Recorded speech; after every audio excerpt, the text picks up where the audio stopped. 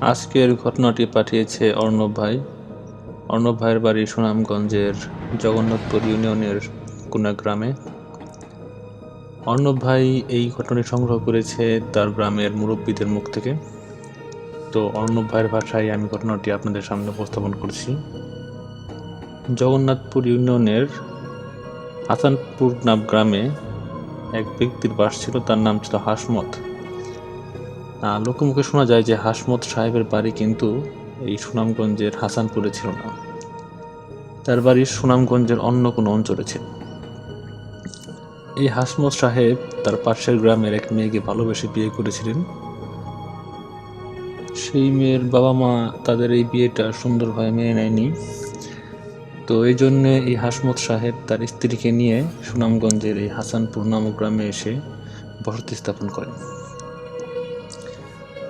হাসমত সাহেব গ্রামের আর ৫-১০টা মানুষের মতোই ওখানে কৃষিকাজ শুরু করে তার জীবিকা নির্বাহ করে, এবং অল্প কিছুদিনের মধ্যেই গ্রামবাসীদের সাথে এই হাসমত সাহেবের একটি বন্ধুত্ব সুলভ সম্পর্ক গড়ে ওঠে। তো হাসমত সাহেব ও তার স্ত্রী সুখে শান্তিতে ওই গ্রামে বসবাস করতেছিল। এদিকে তাদের শ্বশুরবাড়ির যে লোকজন, তারা তখনও খোঁজ পায়নি যে এই হাসমত সাহেব সুনামগঞ্জে আরেকটি অঞ্চলে গিয়ে বসবাস করতেছে। এইভাবে কেটে যায় আরও ৫-৬টি বছর। হাসমত সাহেবের ঘরে একটি কন্যা সন্তান হয়। তাদের জীবন আরও সুখে শান্তিতে পার হতে থাকে, কিন্তু এই সুখ শান্তি তাদের জীবনে দীর্ঘদিন স্থায়ী হয়নি। কয়েক বছর পরে এক শীতের রাতে ঘটে এক ভয়ঙ্কর ঘটনা। এক গভীর রাতে হাসমত সাহেবের বাড়ি থেকে গ্রামবাসী প্রচুর আর্তনাদের চিৎকার শুনতে পায়। শীতকাল, মধ্যরাত, তো গ্রামবাসী গভীর ঘুমে মগ্ন ছিল। হাসমত সাহেব ও তার স্ত্রীর আতঙ্ক ভরা আর্তচিৎকার গ্রামবাসী শুনতে পেলেও ঘুম ভেঙে উঠে হাসমত সাহেবের বাড়ির দিকে আসতে তাদের একটু সময় লাগে। গ্রামবাসী হাসমত সাহেবের বাড়িতে গিয়ে দেখে এক ভয়ঙ্কর ঘটনা। হাসমত সাহেবের বাড়িতে আগুন দাউ দাউ করে জ্বলছে। তো তারা যেভাবে পারে কলসি বালতি ভরে টিউবকল থেকে বা হাসমত সাহেবের গ্রামের পাশের পুকুর থেকে, খাল থেকে যেভাবে পারে পানি নিয়ে এসে তারা সবাই আগুন নেভানোর চেষ্টা করে।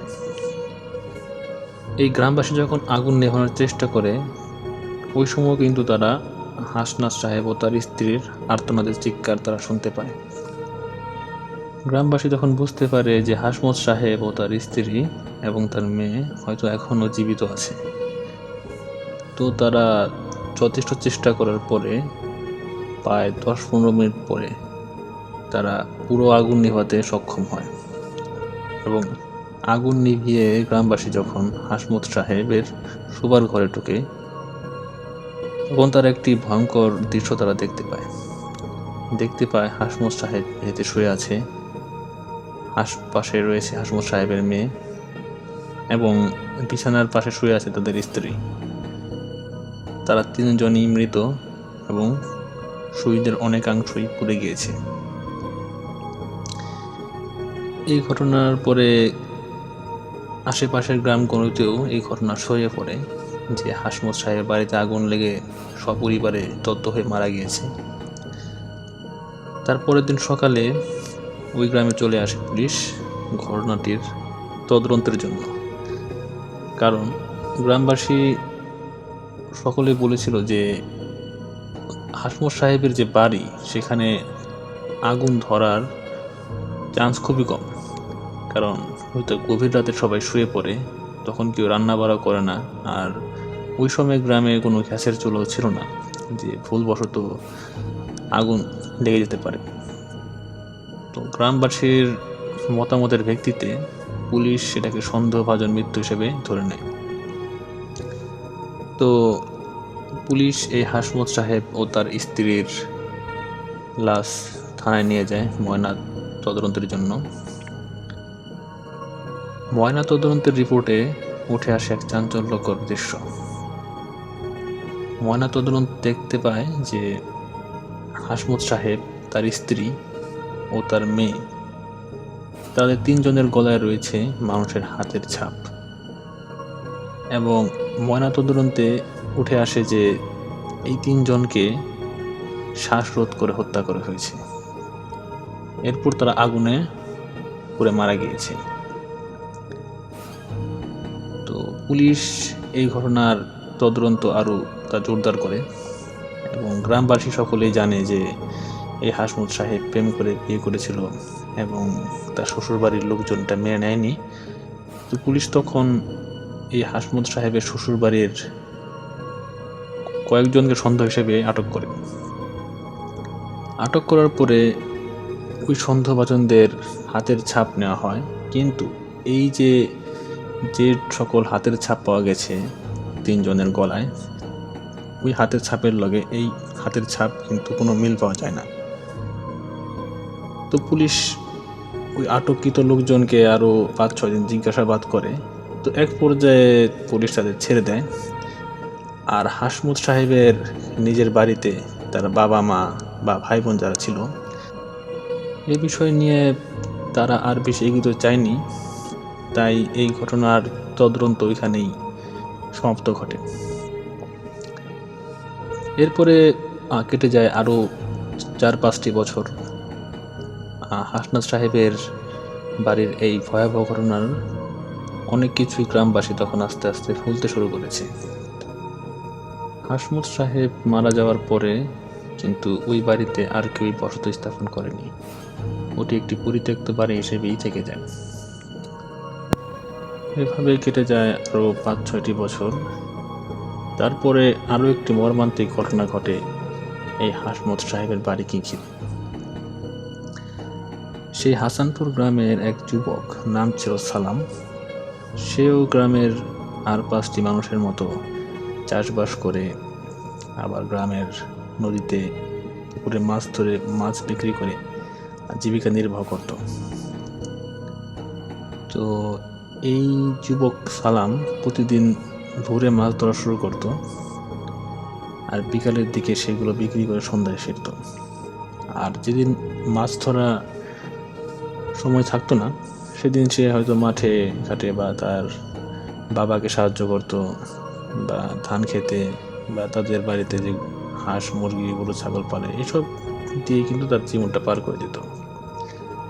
কিন্তু সে বেশিরভাগ সময় মাছ ধরে মাছ বিক্রি করেই জীবিকা নির্বাহ করতে পছন্দ করত।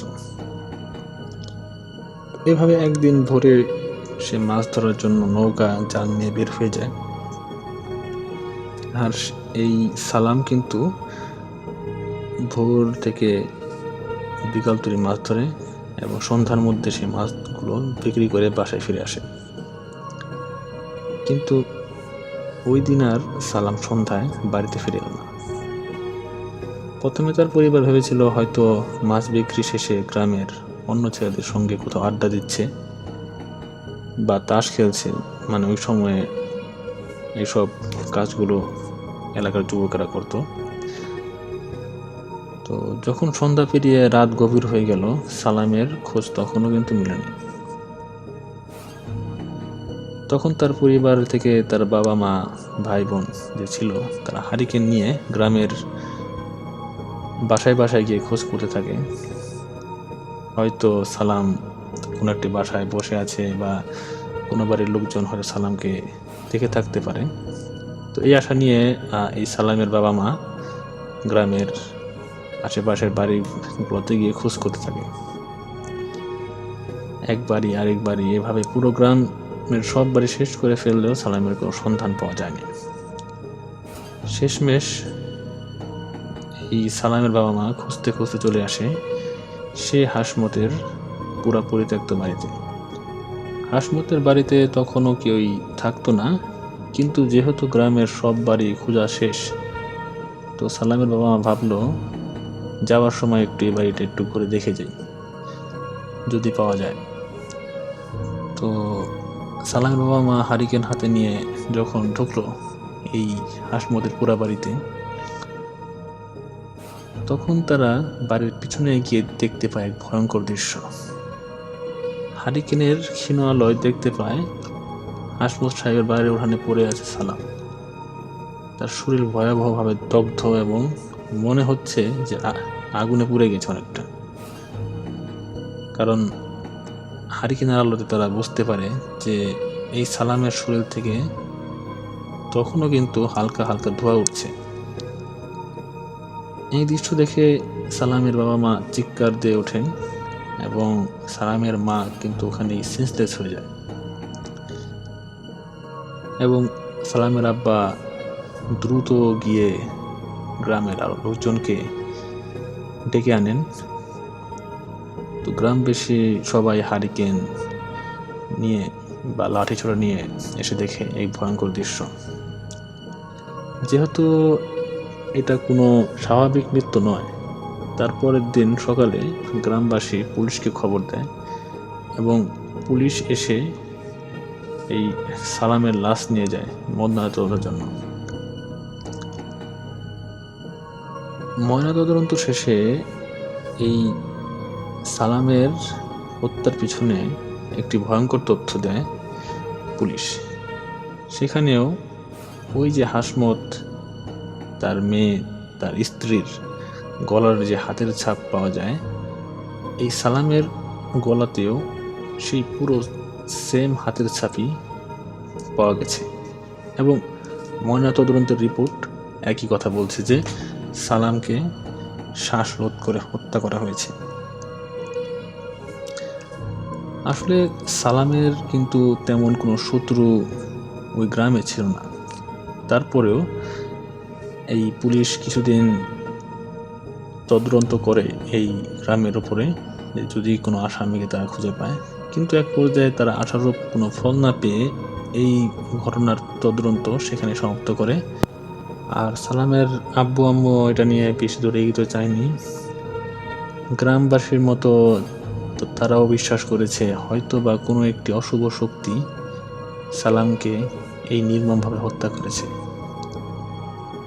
এই ঘটনার পর থেকে গ্রামবাসী সবাই বিশ্বাস করতে শুরু করে যে হাসমত সাহেবের বাড়িটি একটি অশুভ শক্তির বসবাস আছে বা ওই বাড়িটি অনেকটা অলক্ষী। তো এই জন্য তারা এই হাসমত সাহেবের বাড়ি সবাই এড়িয়ে চলতে থাকে। বিশেষ করে সন্ধ্যার পরে বা রাতের দিকে ওই বাড়িমুখী কেউ হয় না। লোকমুখে শোনা যায় মাঝে মাঝে নাকি এই হাসমত সাহেবের বাড়ি থেকে কান্নার আওয়াজ, হাসির আওয়াজ, এমনকি দূর থেকে মানুষ দেখতে পায় যে হাসমত সাহেবের এই পুরা বাড়িতে আগুন জ্বলছে। তো এই ঘটনা আস্তে আস্তে এক গ্রাম, দুই গ্রাম, আশেপাশে সব গ্রামে ছড়িয়ে পড়ে যে এই হাসানপুরে এমন একটি বাড়ি আছে যেখানে ভয়ঙ্কর ঘটনা ঘটেছে এবং এখনো মাঝে মধ্যে ঘটে। তো এইভাবে চলে যায় আরো 5-6টি বছর। তো তারপরে একদিন ঘটে আরো একটি ভয়ঙ্কর ঘটনা। ওই হাসানপুর গ্রামেরই দুই যুবক, নাম ছিল সম্রাট আর আদনান। তাদের বয়স 25-26 মতো হবে। ওই সময় ছিল বর্ষাকাল, আর বর্ষাকালে তো চাষবাসের কাজকর্ম কম থাকে, যেহেতু গ্রামের অধিকাংশ অংশই পানিতে তলিয়ে যায়। তো তখন গ্রামবাসীদের প্রধান পেশা হয়ে থাকে মাছ শিকার করে জীবিকা নির্বাহ করা। এই সম্রাট আদনান ছিল দুই ঘনিষ্ঠ বন্ধু। তারা পরিকল্পনা করে যে তারা হাঁস চাষ করবে আর বাকি সময়টুকু তারা মাছ ধরে মাছ বিক্রি করে জীবনযাপন করবে। তো এই সম্রাট আদনান করত কি, যে তারা সকাল থেকে বিকাল পর্যন্ত হাঁস চাষ করত বা বাড়ির বা অন্য কোনো কাজে তারা সময় দিত এবং বিকাল থেকে মাঝরাত পর্যন্ত দুইজনে মিলে নৌকা নিয়ে বিলে মাছ ধরত।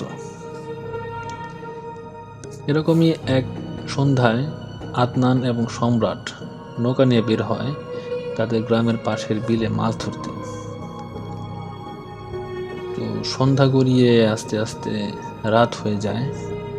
সেদিন ছিল পূর্ণিমাময় রাত। পূর্ণিমার আলো পুরা বিলে ছড়িয়ে পড়েছে। তো দূর থেকে তারা স্পষ্ট অনেক কিছু দেখতে পাচ্ছে যে গ্রামের আরো অনেকেই তাদের সাথে মাছ ধরছে। তো এক পর্যায়ে রাত 9টা কি 10টার দিকে তখন বিলের অধিকাংশ নৌকায় কিন্তু যার যার বাড়িতে ফিরে গেছে বা এই সম্রাট আদনানদের নৌকা থেকে একটু দূরে চলে গেছে।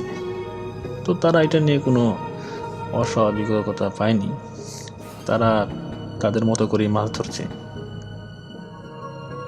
তো এইভাবে মাছ ধরতে গিয়ে তারা হঠাৎ একটি আর্তনাদের শুনতে পায়। আর্তনাদ বলতে মানে কান্নার আর্তনাদ, কান্নার আওয়াজ শুনতে পায়। তো এই কান্নার আওয়াজ কোত্থেকে আসছে তারা দুজনেই এদিক ওদিক তাকে খুঁজতে চেষ্টা করে যে কে এত রাতে কান্না করছে। আর কান্নাটি ছিল কোনো একটি মেয়ে মানুষের কান্নার আওয়াজ। তো তারা এদিক ওদিক তাকিয়ে দেখে যে বিলের মধ্যে একটা উঁচু জায়গায় সেখান থেকে এই কান্নার আওয়াজটি আসতেছে। তো আসলে আপনারা দেখতে পারবেন যে বর্ষাকালে এরকম গ্রামের কিছু কিছু অংশ থাকে উঁচু ঢিপির মতো। তো চারদিকে পানি আসলেও ওই উঁচু জায়গাটুকু কিন্তু পানিতে তলিয়ে যায় না। তো এরকমই বিলের আশেপাশের একটু অংশে উঁচু কিছু ঢিপি ছিল। তারা দেখতে পায় যে ওরকম একটি ঢিপির উপর থেকে কেউ একজন সাদা কাপড় পরে বসে কান্না করতেছে। এই সম্রাট আদনান কিন্তু ছিল অনেক সাহসী, কারণ গ্রামে যারা বসবাস করে ওই সময়ে যারা বিশেষ করে মাছ ধরে রাত্রিবেলা, তাদের সাথে কিন্তু এরকম প্যারানর্মাল ঘটনা বা ভৌতিক ঘটনা কিন্তু প্রায় ঘটে থাকে। তো সম্রাট আদনান এরকম ঘটনা অনেক শুনেছে বা নিজেদের মধ্যে হয়তো হয়েছে। তো তারা এইসব ঘটনাকে নিয়ে তারা কিন্তু ভয় পায়নি। তো ওই সময়টাতে এই আদনান সম্রাট ভয় পায়নি বা তাদের মধ্যে এই ভৌতিক বা অশরীরী কিছু থাকতে পারে এই চিন্তা কিন্তু তাদের মাথায় তখন আসেনি। তো তারা মাছ ধরা বাদ দিয়ে নৌকা নিয়ে আস্তে আস্তে ওই ভিটির দিকে রওনা হলো। 5-6 মিনিটের মধ্যে ওই ভিটির কাছে গিয়ে তারা দেখতে পেল যে এক মহিলা, বয়স 25-26 মতো হবে, সাদা রঙের শাড়ি পরা, আর পাশেই শুয়ে রয়েছে কেউ একজন। তো ওই মহিলা কিন্তু মুখে কাপড় দিয়ে কান্না করে যাচ্ছে। সম্রাট ওই মহিলাকে জিজ্ঞেস করলো যে আপনি এত রাতে এখানে বসে এটা কান্না করছেন কেন, আপনার কি সমস্যা? তো ওই মহিলা উত্তর দিল যে তার সাথে যে শুয়ে আছে তার স্বামী, সে একটু আগেই তা মারা গিয়েছে, একটু আগে মারা গিয়েছে। তো তারাও এখানে আসছিল মাছ ধরতে। তার স্বামী মারা যাওয়ায় তো তিনি তার স্বামীকে নিয়ে এখানে আশ্রয় নিয়েছে, আর তাদের নৌকাটি নাকি হারিয়ে গিয়েছে বিলের মধ্যে। তো তারা এই জন্য এখানে বসে কান্না করছে। তো এই ঘটনার পরে সম্রাট জিজ্ঞেস করে যে আপনাদের বাড়ি কই, বাড়ি কোন জায়গায়?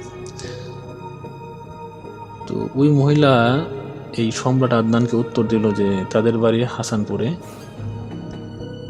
তো সম্রাট আদনান তো বলল যে এটা তো আমাদের এলাকায়, তো চলেন আমরা আমাদের মাছ ধরা প্রায় শেষ, আপনাদের আমরা নামিয়ে দিয়ে আসি আপনাদের ওই বাড়ি হাসানপুরে। তো তখন মহিলা বলল যে ঠিক আছে, আপনাদেরকে আমি দেখিয়ে দিব, মানে আপনারা যখন হাসানপুরে ঢুকবেন নৌকা নিয়ে, তো আমি আপনাদের আঙ্গুলে দেখিয়ে দেবো যে আমার বাড়িটা কোন দিকে, আপনারা শুধু আমার বাড়িতে নামিয়ে দিয়ে তা চলে আসেন। আর আপনাদেরকে কোনো সমস্যা নেই, আপনাদেরকে আমি এই জন্য আমি আপনাদের কিছু ভাড়া দিব, মানে টাকা দিব। হ্যাঁ, প্রথম দিকে সম্রাট আদনান রাজি না হলেও এক পর্যায়ে তারা রাজি হয়, যে যেহেতু বিপদে পড়েছে মেয়েটি, এই সময়ে তাকে সাহায্য করা আমাদের জন্য একটা কর্তব্য। আর যেহেতু একই এলাকার মানুষ, এই ভেবে এক পর্যায়ে সম্রাট আদনান ওই মেয়েকে বলে যে আপনি আপনার স্বামীকে নিয়ে আমাদের নৌকায় ওঠেন, আপনাকে আমরা যাওয়ার পথে নামিয়ে দেব। তো এই ভেবেই তাদেরকে নিয়ে সম্রাট আদনান গ্রামের দিকে রওনা শুরু করে নৌকা নিয়ে। আস্তে আস্তে হাসানপুরের দিকে তারা ঢুকে যায় এবং হাসানপুরে যখন ঢুকে নৌকা নিয়ে ওই মহিলা কিন্তু আঙ্গুল দিয়ে দেখিয়ে দেয় যে ওই যে দূরে যে বাড়িটা দেখা যাচ্ছে ওই বাড়িতেই নাকি তারা থাকে। এই মহিলা আঙ্গুল দিয়ে যে বাড়িটি দেখিয়ে দিচ্ছে সেটা ছিল এই হাসমত সাহেবের পুরা বাড়ি।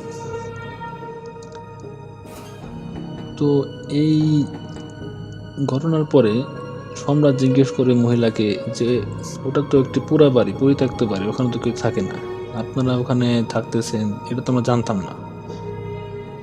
তখন ওই মহিলা বলে যে আমরা বেশি দিন হয়নি বাড়িতে উঠছি, আমরা প্রায় 2-3 সপ্তাহ হয়েছে উঠেছি, তো সমস্যা নেই, আমাদেরকে ওখানে আপনি নামিয়ে দেন, আমি আপনাদের জন্য ভাড়া নিয়ে আসবো।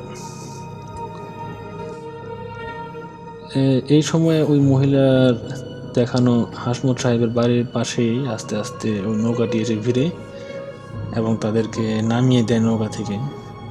মহিলা আগে চলে যায় বাড়িতে আর নৌকায় রেখে যায় তার স্বামীর লাশটি। সম্রাট আদনান দুজনে লক্ষ্য করলো যে হাসমত সাহেবের বাড়ি কিন্তু আগের মতোই আছে, আধা পোড়া বাড়ি, এবং এই চাঁদের আলোতে দেখে মনে হয় না যে হাসমত সাহেবের বাড়িতে কেউ এখনো বসবাস করে। যাই হোক, নৌকাতে ওই মেয়ের স্বামীর লাশ নিয়ে বসে আছে আদনান আর সম্রাট। এভাবে 10-15 মিনিট 20 মিনিট চলে যায়, কিন্তু ওই মেয়ে লোক আর ফিরে আসে না।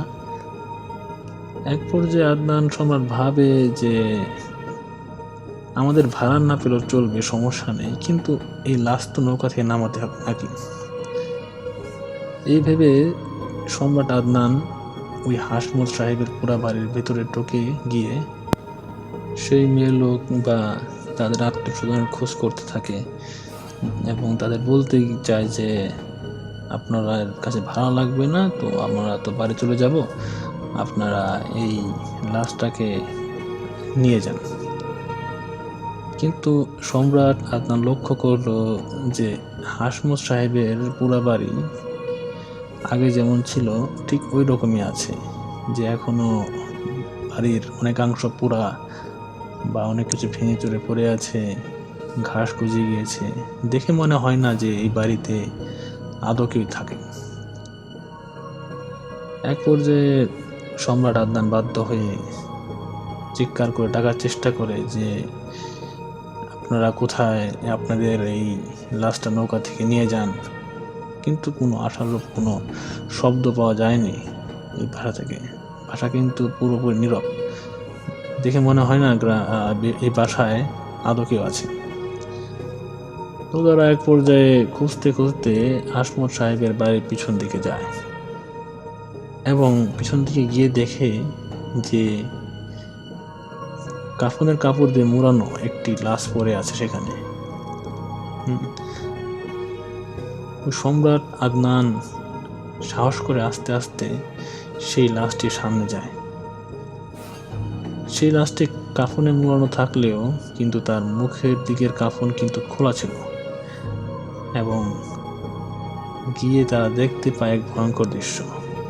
দেখে যেই মেয়ে লোকটা তাদের নৌকায় করে এসেছে এই বাড়িতে, এটি তারই লাশ। এই ঘটনা ঘটার পরে তারা দুজনে বুঝতে পারে যে না, তারা কোনো একটি বিপদে পড়ে গেছে, তাদের উচিত হয়নি এই মেয়ে লোকটিকে নৌকায় করে নিয়ে এই বাড়িতে পৌঁছে দেওয়া। তারা দ্রুত দৌড়ানো শুরু করে যে যার মতো। সম্রাট যায় একদিকে, আদনান যায় আরেক দিকে, দুইজন দুই দিকে দৌড়াতে শুরু করে।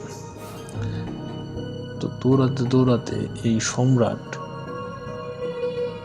একটা কিছুর সাথে হোঁচট খেয়ে মাটিতে পড়ে যায় এবং পড়ে গিয়ে সামনে তাকিয়ে দেখে যে সেই মহিলাটা সাদা কাপড় পরে দাঁড়িয়ে তার দিকে তাকিয়ে হাসতেছে, বলতেছে, কিরে ভাড়া নিবি না? আমাকে তো নামিয়ে দিয়ে গেলি। এটা দেখার পরে কিন্তু সম্রাট ওইখানে অজ্ঞান হয়ে যায় এবং তারপরের দিন সম্রাটের জ্ঞান ফিরে তার বাসায় এবং চারদিকে অনেক মানুষ দাঁড়িয়ে আছে সম্রাটের পাশে। সম্রাটের জ্ঞান ফিরে 2-3 ঘন্টার মধ্যে সম্রাট স্বাভাবিক হয়ে ওঠে এবং স্বাভাবিক হয়ে ওঠার পরে সম্রাটকে সবাই যখন জিজ্ঞাসা করে যে কি হয়েছিল সেদিন রাতে, তারা কই গিয়েছিল এবং আদনানকে এখনো খুঁজে পাওয়া যায়নি, সম্রাটকে পাওয়া গিয়েছে সেই হাসমতের বাড়ির একটু পাশে। সম্রাট তখন গ্রামবাসীকে সমস্ত ঘটনা এক এক করে খুলে বলে। গ্রামবাসী বুঝতে পারে যে হাসমত সাহেবের বাড়িতে তারা কোনো অপশক্তি বা অসুরেরই তাদেরকে আক্রমণ করেছিল। এরও প্রায় 1-2 দিন হয়ে যায়, কিন্তু আদনানের কিন্তু তখনও কোনো খোঁজ পাওয়া যায়নি। এর কিছু সময় পরেই শুনতে পাওয়া যায় যে হাসানপুরের পাশে যে বিলটি রয়েছে সেই বিলে নাকি মরে ভেসে উঠেছে আদনানের মৃতদেহ। আদনান পানিতে ডুবে মারা গিয়েছে, অর্থাৎ হয়তো কোনো একটি অপশক্তি তাকে পানিতে নিয়ে গিয়ে হত্যা করেছে। এরপরে গ্রামবাসীরা মিলে উদ্যোগ নেয় যে বড় কোনো হুজুর দেখিয়ে এই হাসমত সাহেবের বাড়িতে যে অপশক্তি বা অশরীরী রয়েছে তাকে এখান থেকে বিতাড়িত করবে। তো এইভাবে তারা উদ্যোগ নিয়ে এই হাসানপুর গ্রাম থেকে আরও 5-6 গ্রাম পরে এক নাম করা এক হুজুরকে নিয়ে আসে এই বাড়িতে। হুজুর দূর থেকে এই হাসমতের বাড়ি দেখেই বলে দেয় যে এই বাড়িতে এক ভয়ঙ্কর শ্রেণীর জিন বসবাস করে, তাদেরকে এখান থেকে বিতাড়িত করা এত সহজ না। কিন্তু এই হুজুর বলেছে যে তিনি চেষ্টা করবেন, তিনি রাতে তার যে পালিত জিন আছে তাদেরকে নিয়ে আলোচনা করবেন যে এই বাড়ি থেকে এই অশরীরী কিভাবে দূর করা যায়। সেদিন রাতে কিন্তু এই হুজুর ওই হাসানপুর গ্রামের কোনো একটি বাড়িতে থাকে এবং রাতে হুজুর তার জিনদের সাথে আলোচনা করে এই বিষয় নিয়ে।